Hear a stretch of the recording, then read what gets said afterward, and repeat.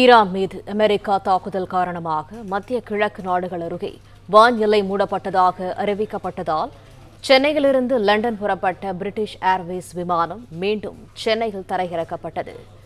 கூடுதல் தகவல்களை தருகிறார் எமது செய்தியாளர் வசந்தன். வசந்தன், வணக்கம். முழு விவரங்கள் என்ன?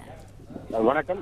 ஈரான் மீது அமெரிக்கா தாக்குதல் எதிரொலி காரணமாக லண்டன் சென்ற விமானமானது வான் எல்லை மூடப்பட்டதன் காரணமாக சென்னை விமான நிலையத்திற்கு திருப்பி அனுப்பப்பட்டுள்ளது. அதாவது சென்னை பன்னாட்டு விமான நிலையத்திலிருந்து லண்டனுக்கு பிரிட்டிஷ் ஏர்வேஸ் விமானம் காலை 209 பயணிகளுடன் புறப்பட்டு சென்றது. இந்த விமானமானது அரபிக்கடல் எல்லையில் பறந்து கொண்டிருந்த பொழுது பாதி வழியிலேயே இந்த வான் எல்லையானது மூடப்பட்டதாக அறிவிக்கப்பட்டது. இந்த நிலையில் இஸ்ரேலுக்கும் ஈரானுக்கும் இடையே நடைபெற்று வரும் இந்த போரில் ஈரான் மீது அமெரிக்கா தாக்குதல் நடத்த துவங்கியுள்ளதால் மத்திய கிழக்கு நாடுகளின் அருகே வான் எல்லையானது மூடப்பட்டதாக அறிவிக்கப்பட்டுள்ளது.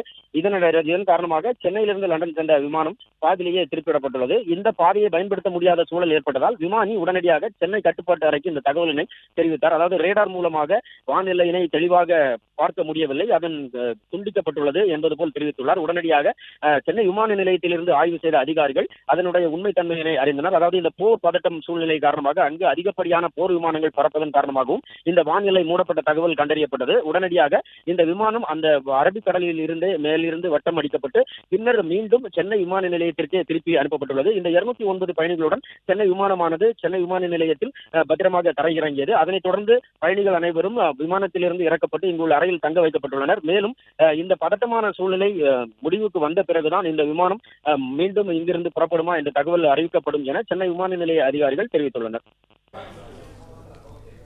தகவல்களுக்கு நன்றி வசந்தன்.